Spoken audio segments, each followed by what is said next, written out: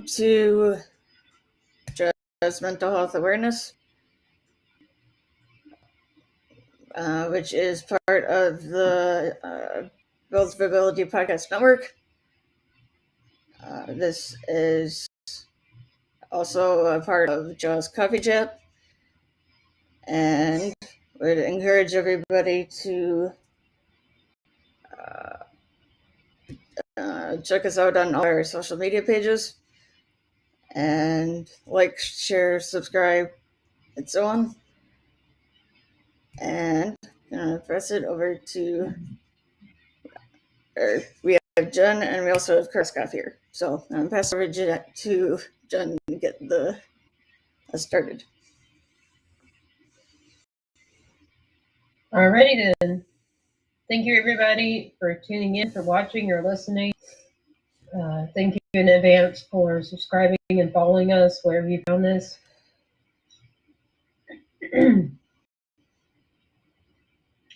Kurt, are you still with us? Yes, I am still here. Thanks for noticing. So it's interesting. What we've been talking about for the last so many months that you were telling me earlier recently happened. What would you, based on what we know, what would you advise those who may have mental illnesses or know someone who does?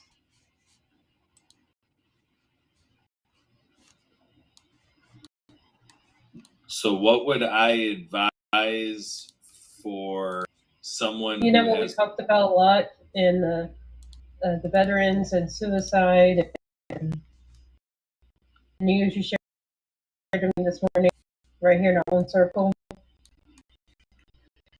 Yes. So first of all, with the veteran aspect, the idea is peer support is very, very important.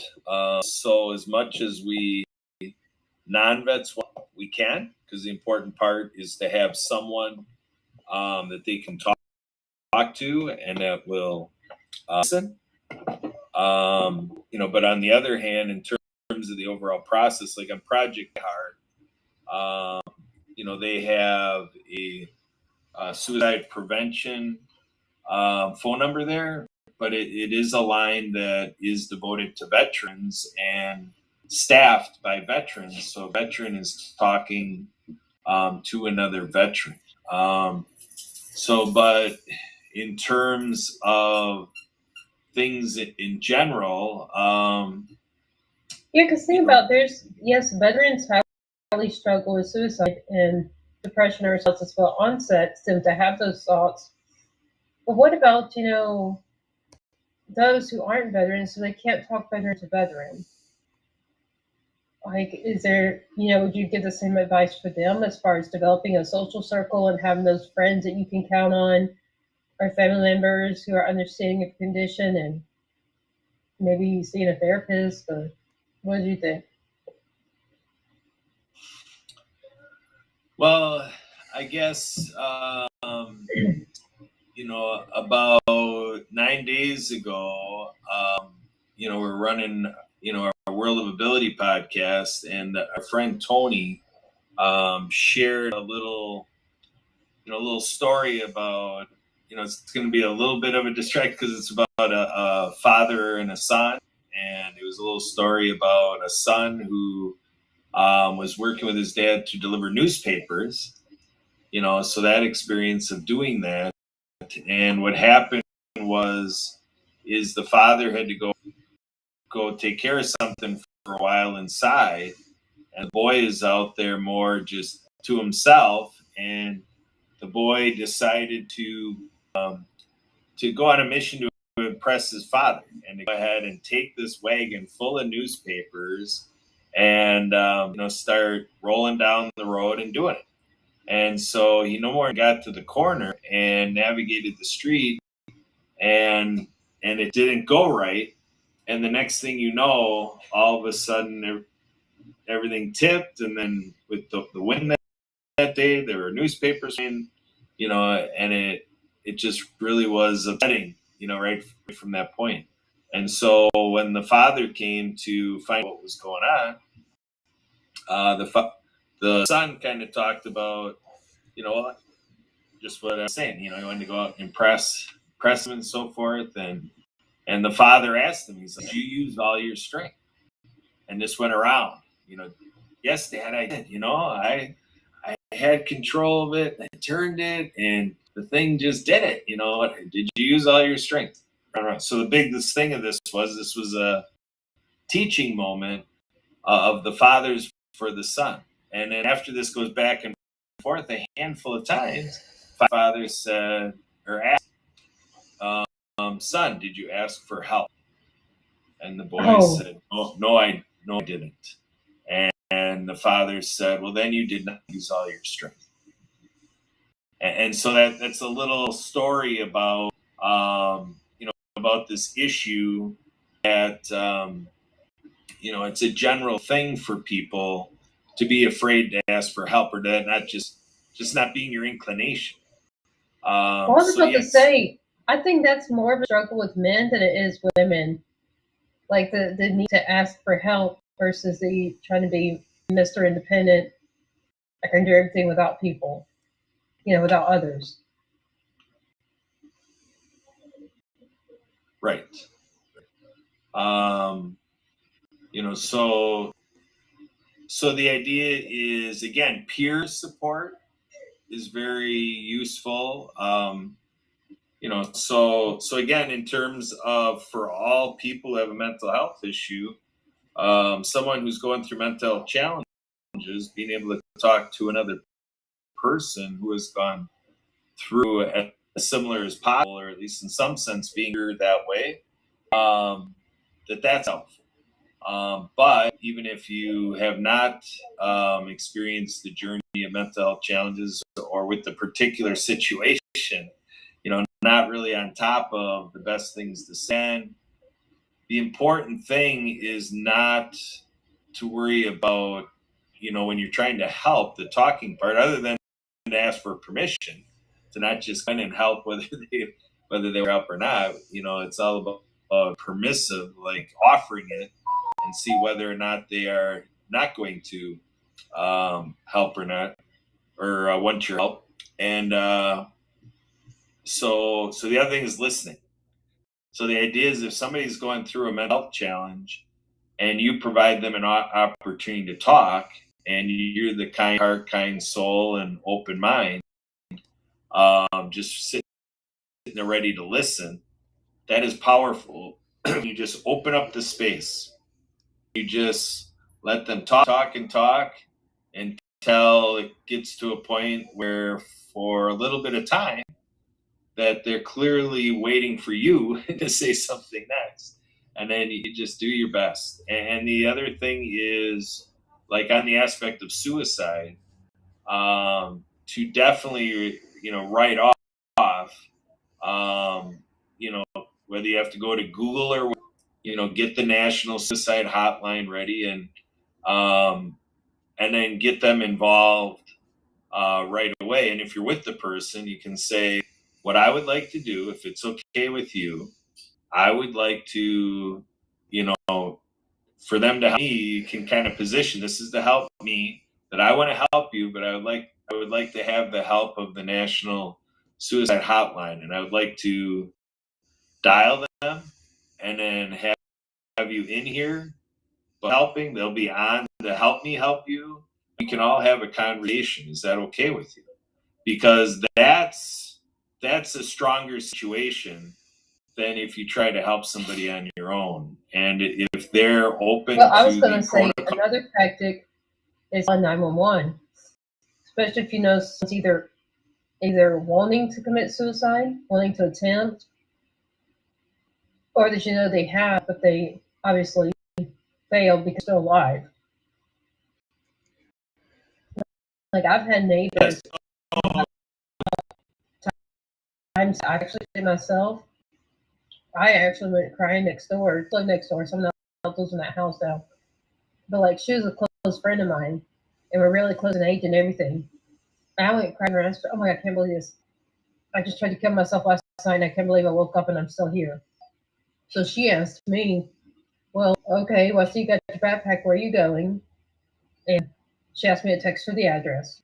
So I was at Starbucks, but I texted her. She says, well, are you there with you? And I said, yes, Mr. Lawrence, best friend at the time, don't know anymore. He's going to meet me there, and he's going to spend the whole day with me, watching out to make sure I don't hurt myself when I try to find a hospital to put myself in. And he's going to give me a ride to the hospital so I can admit myself.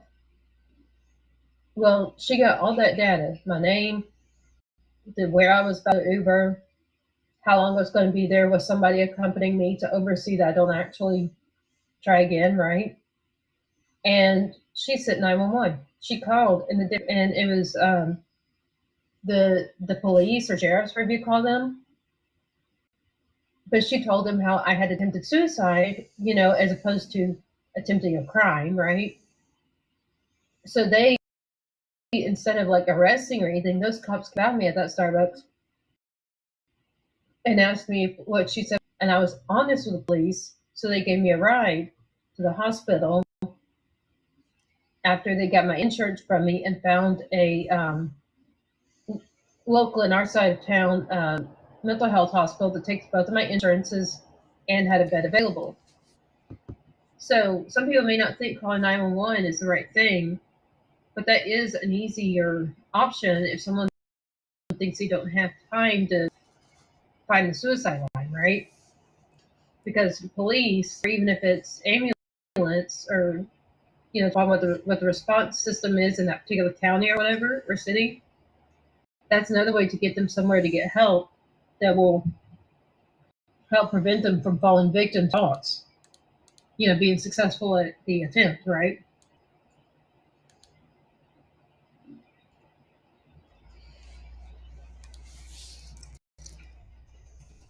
Yeah, exactly. And I want to go back to your point about 911. I mean, 911, yeah, that is great, a great way to go because, like I said, if you're up against having to Google the National Suicide Hotline, the the aspect is you can request with 911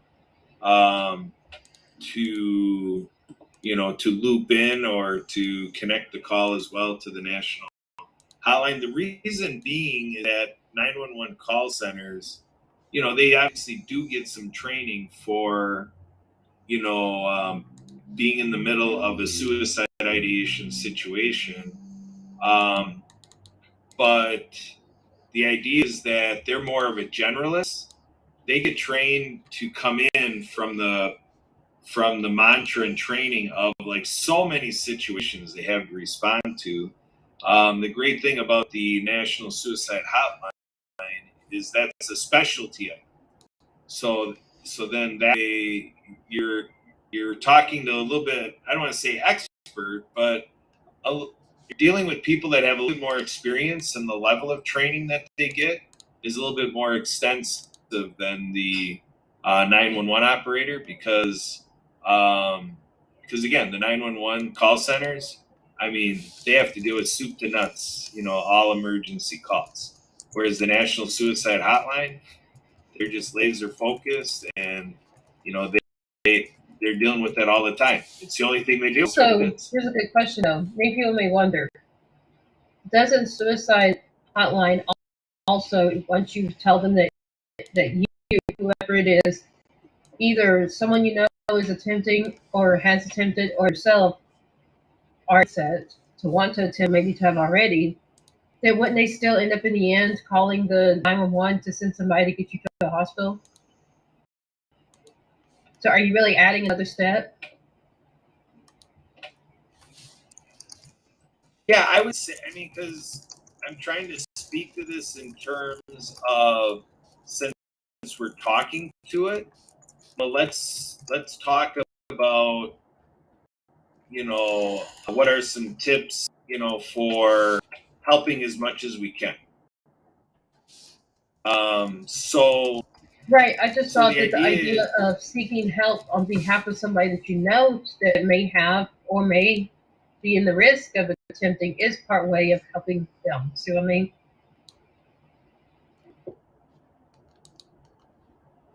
Correct. So yeah, I definitely want to be a part of encouraging people that if they think 911 can help with anything, yeah, I don't think anybody should be in the business of discouraging people from calling 911 unless it is, people just, wanting things that are non-emergent or not to this level of severity. But yeah, in terms of potential suicide ideation and just really, because that's a situation you want to leave without there being a plan for, you got to think about every minute, from that point forward, like, how are we going to make sure that there is support for the person across all minutes? Because if you do some things and you're not entirely, making the needed connection, all of a sudden there could be something unfortunate that transpires, and then you have that regret. So yeah, have a 911 call center to have those professionals involved. But yeah, I guess I'm just advocating that we don't replace the benefit of the National Suicide Hotline and, with 911 alone. So what so is the 911 benefit first, of so that suicide the hotline? location.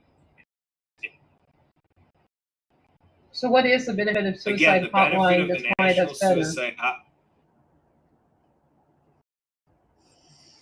The benefit of the National Suicide Hotline is that when you call and they say their name, like if I was there, I'd say, "Hi, I'm Kurt. You've reached the National Suicide Hotline. How can we help you?" It's like you're right away there with this feeling like, okay, you're in suicide ideation, and you're talking to somebody who's like right there in the situation, and that obviously many other people are in the situation, which is true, but it immediately creates that mindset. Like if you as a friend say, Bill, I would like to, if you don't mind, I would like to, for my help, I feel more comfortable. I want to help you, and I can help you with nothing else. But I'm just saying that I'm asking if it's okay for me if I get 911 on the line and I can tell them, hey, I'm here with my friend. My friend is having some thoughts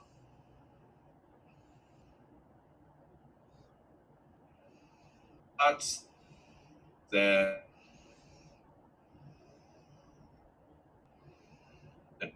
and then that can,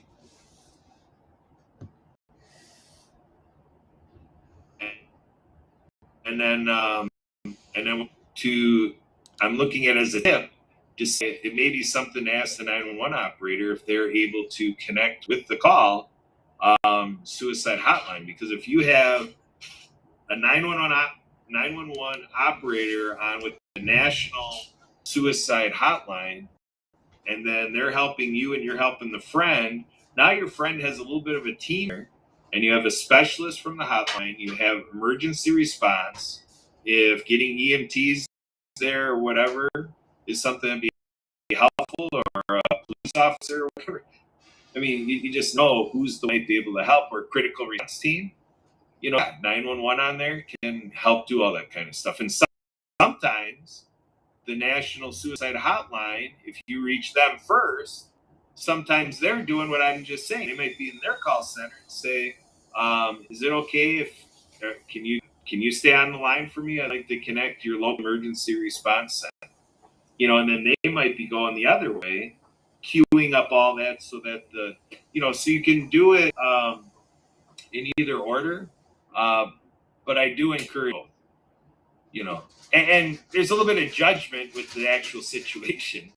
I mean, it's a little bit of practice. You don't do stuff because you can all the time, but that's just the idea is have that in mind, that if that situation arises and you're trying to sincerely help,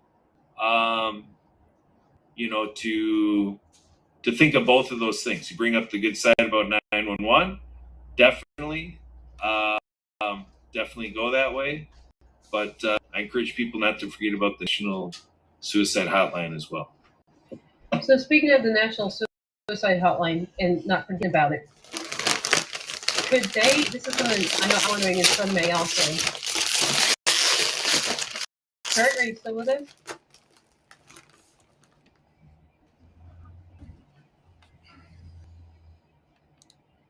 Emily? Yeah, actually, it looks like he dropped off. He was having some issues. Did you notice how he kept breaking up? Like All right at the end, yes. maybe with his Wi-Fi. But yeah.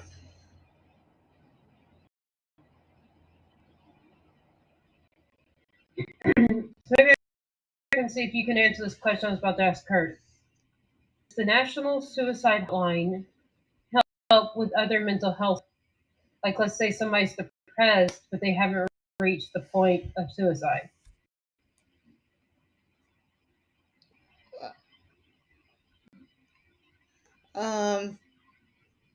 I'm not totally for sure on that. I think maybe a little bit. Otherwise, they would try.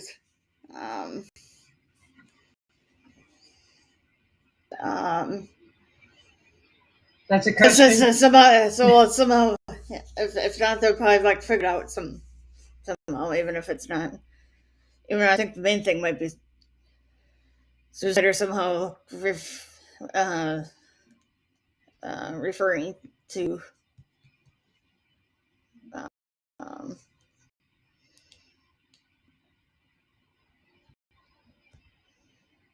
getting the right help.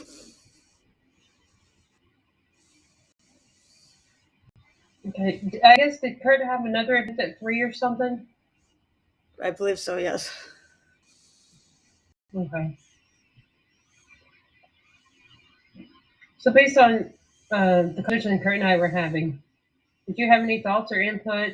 You know, our whole idea of people when they or that say themselves to take action to get help or talk to a friend, or maybe someone who is that friend and trying to be able to help the person out. Well, I think it's still using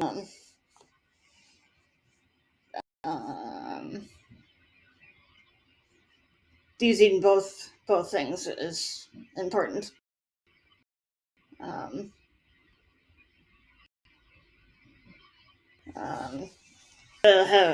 is that advice for the friend or for the person? I guess for both.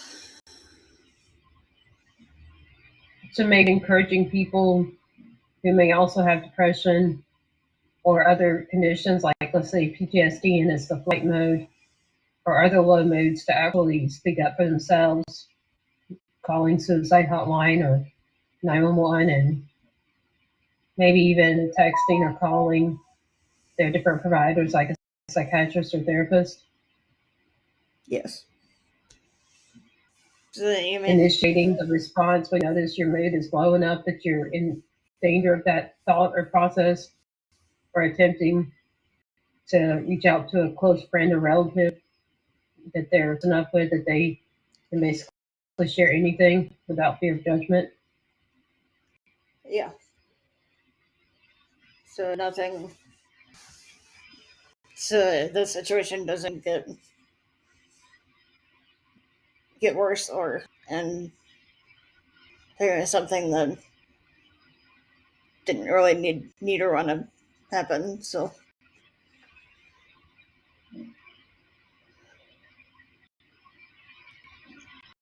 I heard you experienced something similar. What would you advise people based on what you experienced? well, I've just never gotten to even close to the point of suicide or anything, but I have had. No, but I heard about a friend. Didn't something happen to a friend recently? Yes, somebody, a friend of mine committed suicide. Who was So based on that, so you're a friend of this person that did it, and share with people how that impacts you, like the toll it took on you of losing the best friend. What other emotions to help people who have it to have suicidal thoughts to understand why they should not obey the temptation? well, sometimes it's a little tricky because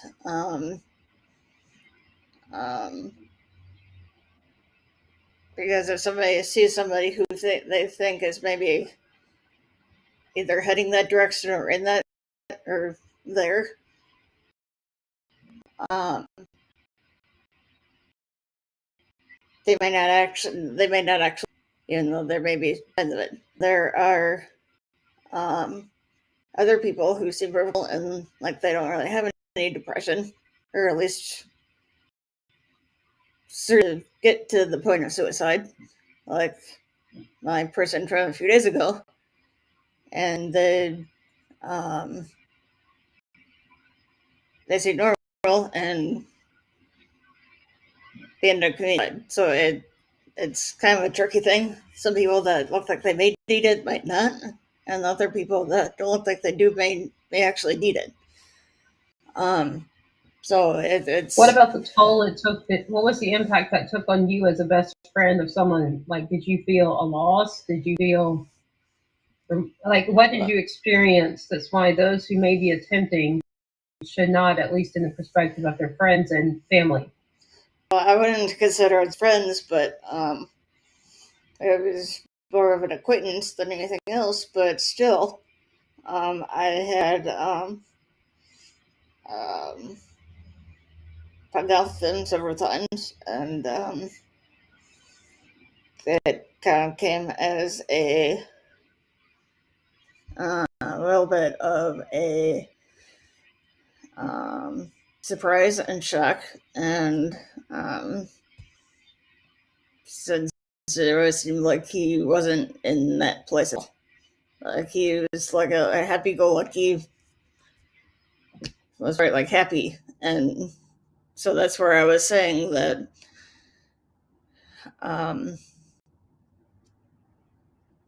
about sometimes it may seem like everybody's okay, but they really need it, and other times that they seem like they need it, but really, I mean, so it's been kind of a little hard.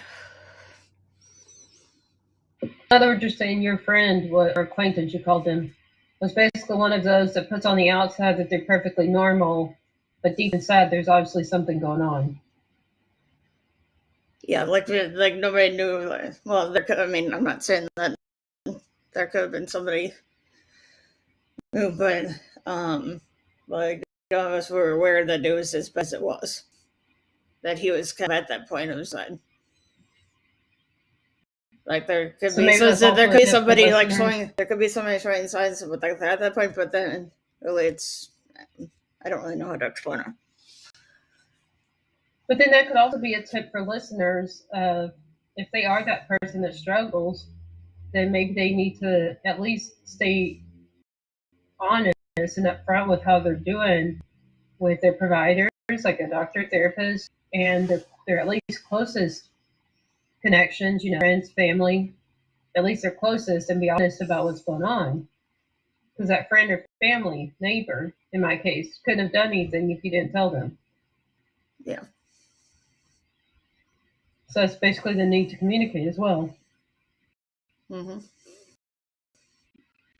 And I know Kurt at one point said, whenever you're going through these, if you think you are one of these people with suicide, or at least tempting or thoughts of it, tell someone. Don't keep it to yourself. Tell someone you trust. I could quote saying that before.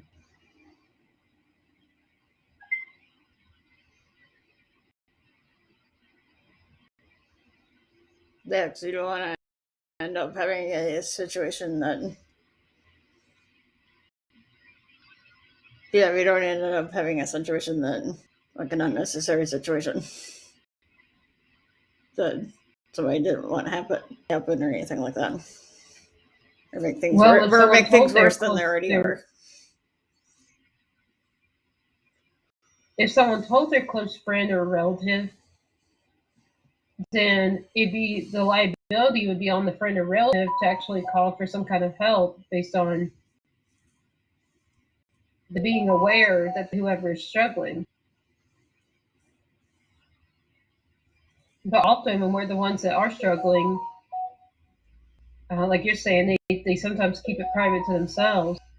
And when they do that, the friends or family can't really, quote, support them in terms of helping them know they need to get help and getting them to the, clinic or hospital or wherever. If that person doesn't make the support system aware, at least a few people in it, they're their closest. Right. Are you okay? Yep.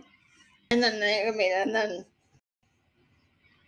it could get to this point of now the person isn't around, and yeah, so I want to make sure Did that make you feel guilty or like you're partly responsible or anything as being the person that had the struggle?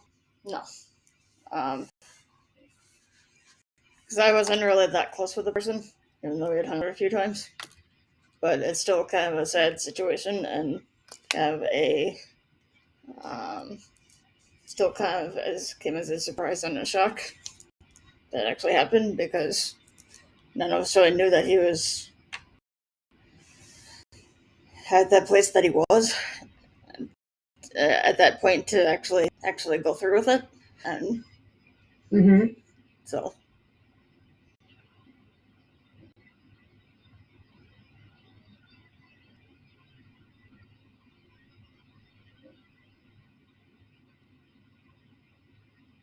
Well, this is pretty interesting because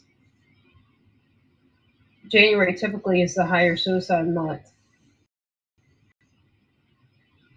And the timing of that person you knew kind of seems to follow the trend of what statistics show in mental health.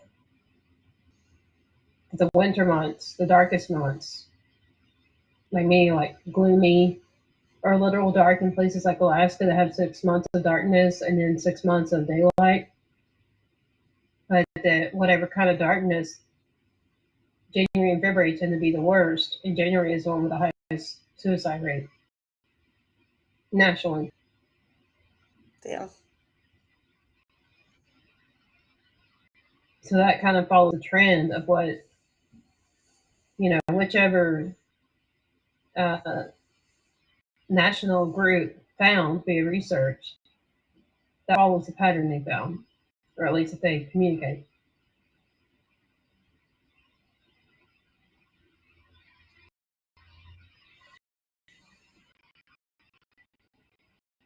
But then I've heard recently a lot of that is because it tends to be the more gloomy and dark months, and that even though not everybody has the kind of depression I do, that getting depressed because of lack of sun, what they call seasonally affected depression, a lot of people don't have that, but they have some other kind of like clinical depression or something else. And somehow, even though theirs doesn't correlate with the lack of sun, there's still so many people with depression still are impacted more heavily by the months that tend to be the darkest and cloudiest, without it being the kind I have that's related to like a sun. Which kind of shows to me like there is some kind of small amount of need of exposure to sun by everybody, and not just those in my condition. It may need, a larger amount of sun to stay balanced. It's like often when we go to somewhere like Miami, we think of it as being a happy place, but those tend to be the sunniest places too. Like how like Florida is Sunshine State. Mm-hmm. But they're also very far south where it's a lot hotter and people can be outdoor. I'm not saying it's not too hot for some stuff and you be pouring sweat and want to go in, but you can get quite a dose of sun down there compared to up north in say an hour.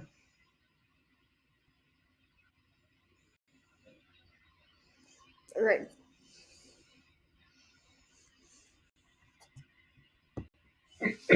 Like a lot of people associate Hawaii as being, it has like a positive meaning to it. a lot of people think happiness, joy, but it's actually more expensive to live in than New York and California because they cannot mail anything since they are an island somewhere around halfway between California and Asia. So air is the only way to deliver anything there or to get anything produced there, like say coconuts, from their island to other places like the mainland, as they call us, that's the 48 states in the bigger part of the U.S.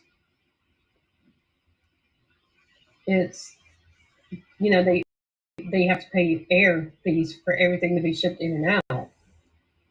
And so, anyways, to say that because that their cost of living is a lot higher than California's, also there's the other end that they have a lot more homeless people and so forth, to have a lot more people that are going without, and more so without than the mainland does. But still, we don't look at that perspective. We instead see, oh well, it's a sunny day.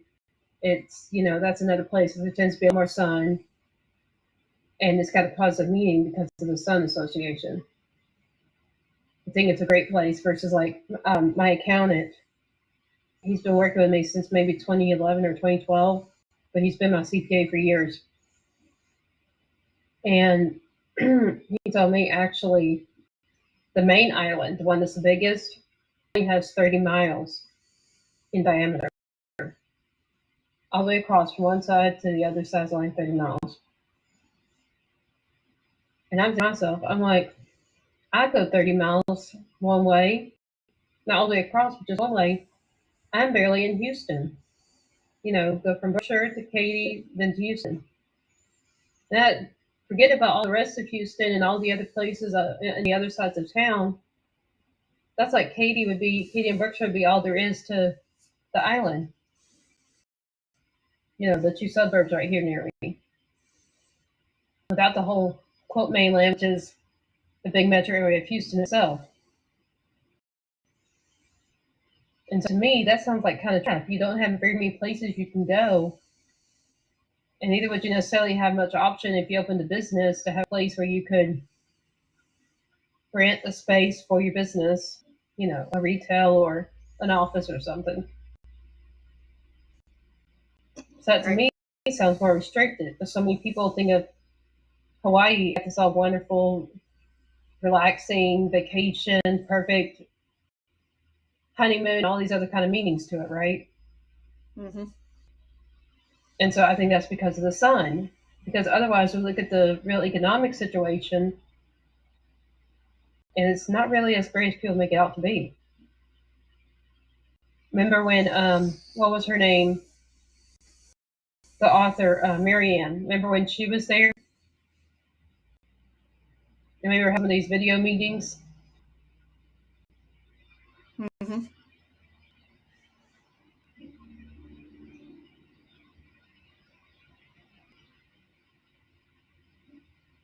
And I remember like one thing she said was about listening to the seagulls, or was it watching them or something? And I'm thinking to myself, well, we can do that right here in Houston without having to be in that restricted, only 30 mile area.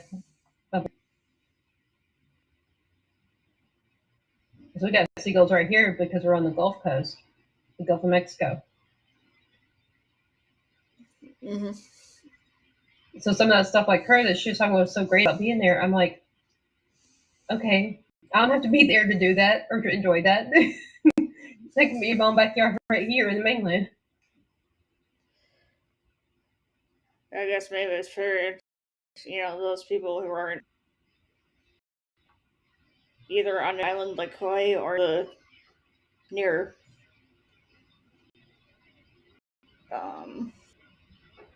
near big water, like an ocean like that, where seagulls are not common. Is it common up there in Wisconsin near the Great Lakes? I'm sure there are probably seagulls. I use seagulls there too, and I haven't You haven't been been over to the there Great in Lakes a to while. know? What? Have you not been to the Great Lakes to know? It's been a while.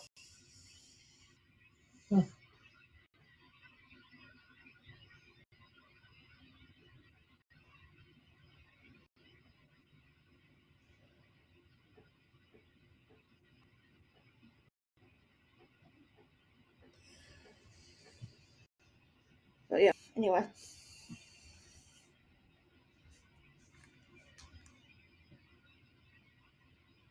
Yeah, mental health is an important topic. And health, Oh yeah, health in I just thought. health in general. Go ahead. Yeah, health in general, especially mental health. It's really important. Oh yeah,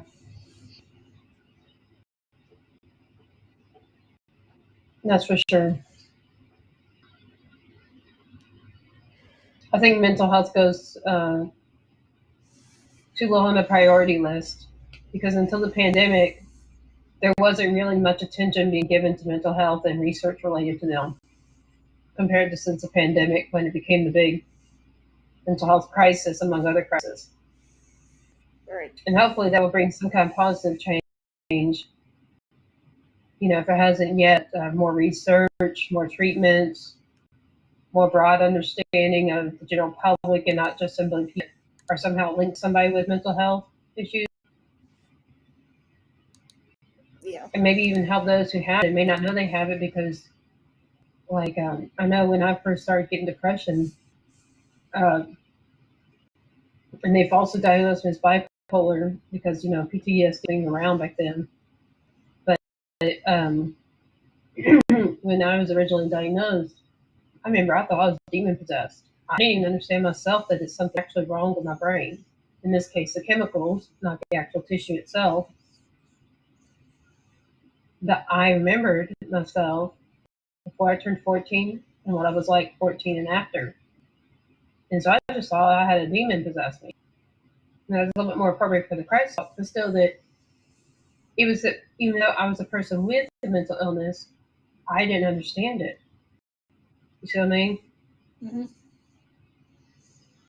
I personally couldn't tell that something was different about me, besides thinking that I had evil thoughts and that because of the fight mode of wanting to retaliate, things that come with the fight mode and the flight mode, and other things that are associated with it. Since who I am is the only person I ever have been, and that's really all of us, right? Then I didn't know why suddenly I started having these kind of things, you know? Yeah. And all of us try to have ways to explain it. But in reality, it's where, at least at the beginning, often we ourselves, as people with mental illnesses, don't understand that something's actually really wrong with us. Or sometimes they may know something's wrong, but they don't know really how to explain it or really what it is. Or they may not know what kind of help to get to figure out what that something is. Like I said, they may know something's indifferent, but they may not necessarily know that's medical or what kind to see a doctor for it or a therapist, or even to possibly know that there are doctors and therapists like psychiatrists and so forth that are there to treat it. You know, but with a lot of times I've heard from my therapist and psychiatrist that there's a lot more people who need help with their mental health than are willing to reach out and get the help they need. Mm-hmm. My psychiatrist told me at one point that she thought that there's a lot of people who don't understand that something's even wrong with them because of what you said. They may know something's different, but they don't know necessarily that something is wrong with them.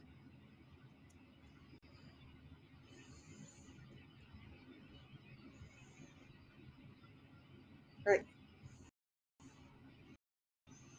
I can only imagine those diagnosed and first started developing the symptoms of a PTSD. I can only imagine someone who's never been normal in that sense. If they've always had a mental health illness, how are they to know that it's not normal? Kind of like I remember when I was in school, K to 12, in preschool. the whole grown up thing. I had seizure my whole life, epilepsy. I thought it was just something everybody has and everybody deals with. I understand why I was being made fun of for it. What was so different about me that other people don't go through? Because I never knew life without it. So I have similar with mental health, right? Oh, or with anything, not just any kind of situation. Well, I think that's with a lot of things, but just this is our mental health Yeah. job, mental health awareness, right. and that's why I say, yeah. But that's probably true that it applies to a lot of other medical, where it's chemical or physical sense of the body and brain that's not right or different or has some kind of malfunction. I mean, like my dad, like food. I was eating all kinds of heavy, greasy food, even if it wasn't really fried meat like to have bread. It was made in a pan where you use butter or something to put fat on it. Like he's always had that diet. And he always like, yeah, I eat healthy. I do my best. I always trying to eat healthy. Well, then we went for Thanksgiving and later for my birthday in December. You may remember, Emily, that I wasn't there because I was at my dad's. I was on the podcast with at my dad's. And he's eating his lunch is from a fast food restaurant nearby. His dinner is. He doesn't even eat breakfast. He just drinks coffee. And where on this whole chain of every meal is fast food or he doesn't even eat and he only drinks something, is that defined as a healthy diet? Right. So like with him, I don't think he understood the nutritional side of healthy diet. So he was always eating unhealthy, claiming to be doing his best. In reality, I think, is that he never really understood, what is a healthy diet? What are all the nutrients that the body needs? And what are the food sources to get those various nutrients, like fiber and greens? And that's why I say, how many of us don't necessarily know something wrong with whatever that is that causes some kind of medical or mental. Maybe we think we're doing the right thing and we just merely because we're not doctors. We're somebody else in some other kind of field, right? So we don't know that stuff. Yeah. And if we don't know that our perception is different or is just in the absence, how are we to seek the help and know what kind of help we need or even that we need help? Yeah. I mean, it's kind of a puzzle, isn't it? Because it's like we go into the world blind and we have to discover the world around us. As kids, it's usually the immediate, like your family in the same household, and then it extends to your extended family. And anyways, it goes from there to where as adults, we would hope to have a broader sense of awareness in general, not limited to a certain arena of life. I mean, yeah, we all have careers of some sort, so we understand certain things better because it's our profession, but still in the general health, a lot of us want to understand maybe why we need to exercise or why we need to eat these certain nutrients or what are these nutrients we need. And maybe wondering that when we have weight problems or whatever reason that we think our eating habits need to change, even though like a lot of people may do that seasonally. I'll just go on this diet and then after I lose however much weight, then I'll go back to my regular diet. And what usually happens, regular diet puts the weight back on.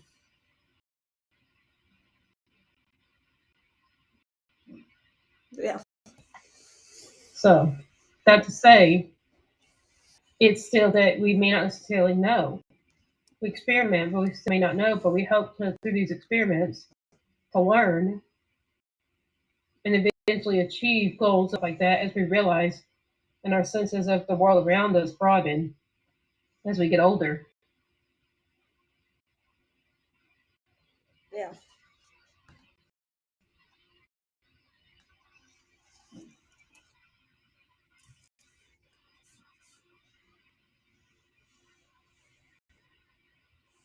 Well, we're almost done 10 minutes. Do you have any announcements for World of Ability or Project Die Hard or anything? I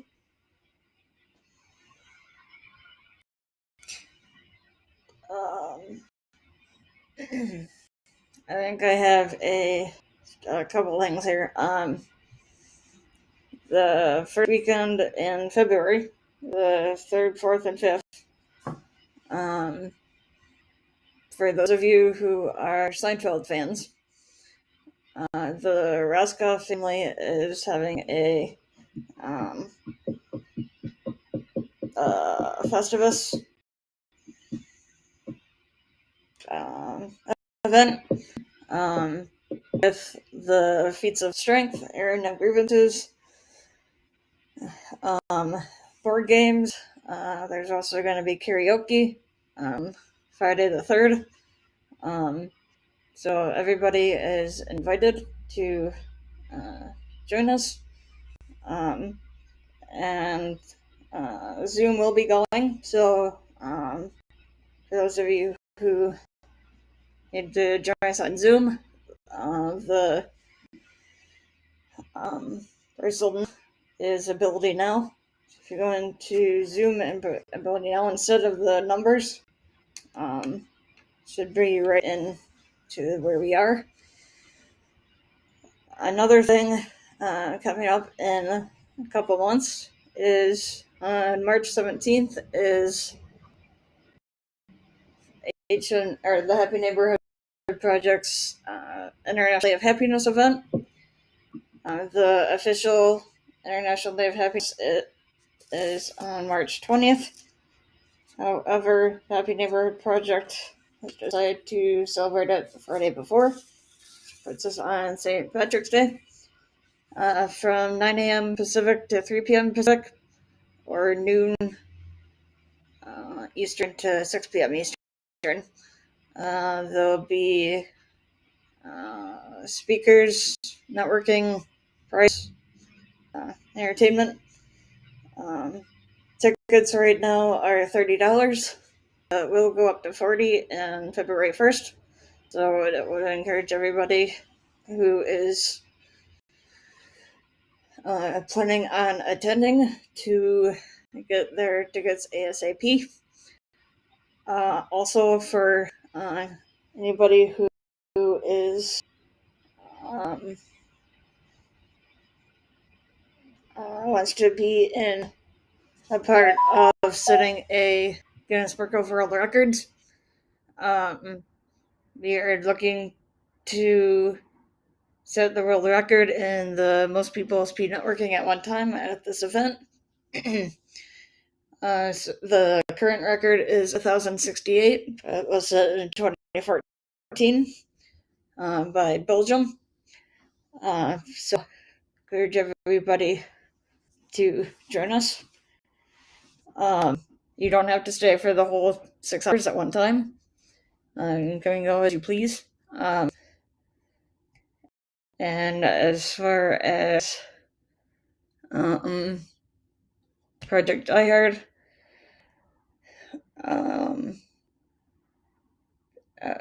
in the end of July, there's going to be a event that Project on called Hopestock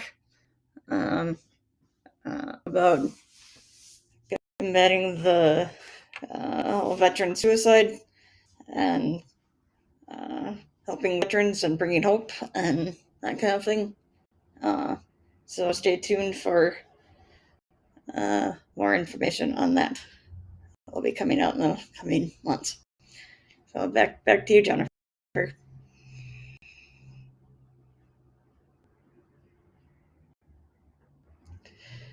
Jennifer, do you have any announcements or Okay, anything? then. I do. Did you get through all of yours? Yes, I did. Okay. So Doll's Coffee Chat podcast, as well as Jen's Books and More, that's a basically store with books and more stuff. That I, Jennifer A. Whitaker, the author, write, or co-write, and or ghostwrite. We are looking for a social media candidate to help doing posting regularly for our social media.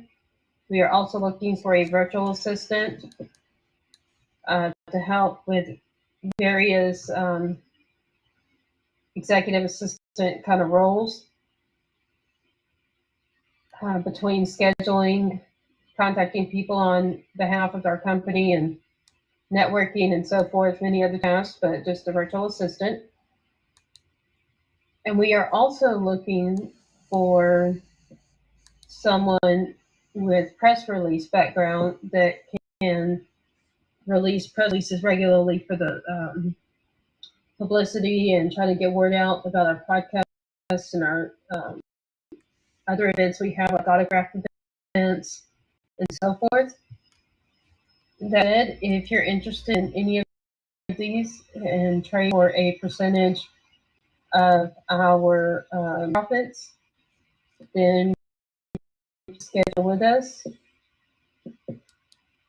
on calendly.com/Jen's Books and More. That's CADLY.com/JENNF and more.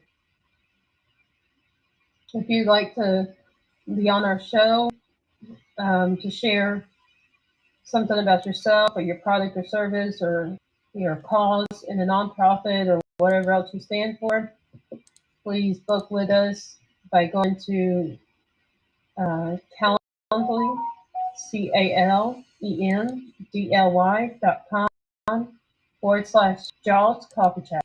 That's calendly.com/JAWS Coffee Chat. And that's where you can book with us to reserve a spot to be here on the podcast with us, where we can interview you about whatever is your cause or your business or your product or whatever it is that you have to offer the world, and to bring awareness to you and what you stand for. For those of you who are interested in more about our podcasts or about me as the author, please be sure to visit our website at jensbooksandmore.com. That's JNNS booksandmore.com. That's our website where you'll find our other episodes of our podcast, prior or soon to come, as well as whatever current ones we're doing at the time that you can watch for live. But wherever you found us, our website, please also subscribe or follow us on your favorite podcast app or your favorite social media app, wherever you find us.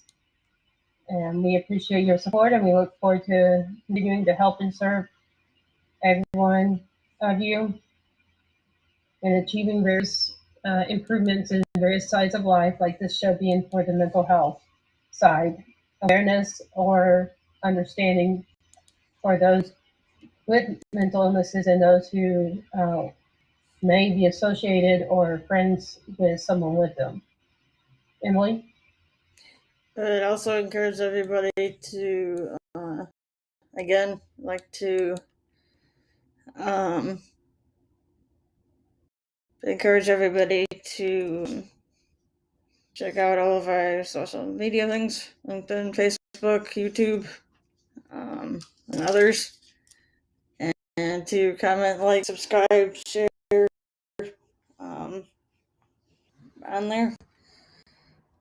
For those of you who have any other questions, comments, concerns, whatever, you can either connect with us either on our social media or at coffeechat@gmail.com. So on all of our social media, or at jawscoffeechat@gmail.com. We are here every Monday at the same time. So every Monday at 2:30 p.m. Central or 3:30 Eastern. Everybody are to join us if you are interested. or to tune in and contact us if you'd like to be on the actual show with us. So our next mental health awareness is next Monday, January 23rd at 2:30 p.m. Central. So hopefully see everybody. Hopefully to see everybody on there. And on behalf of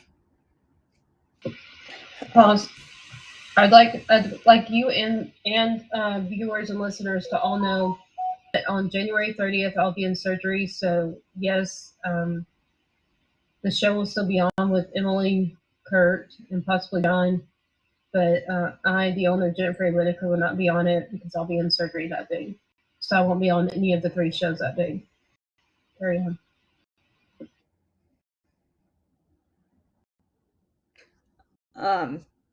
So I guess on behalf of Jen, Kurt, John, and hold on. I'd like to give a special thanks to Marcus Remy Media, Jay Stoyan of the Disability Channel, and Zach Clayton of the Pack Channel, and allowing us to have on their platforms. And on behalf of Jen, Kurt, John, and the rest of the World of Ability Podcast Network, we wish all of you a safe and productive week and to stay happy.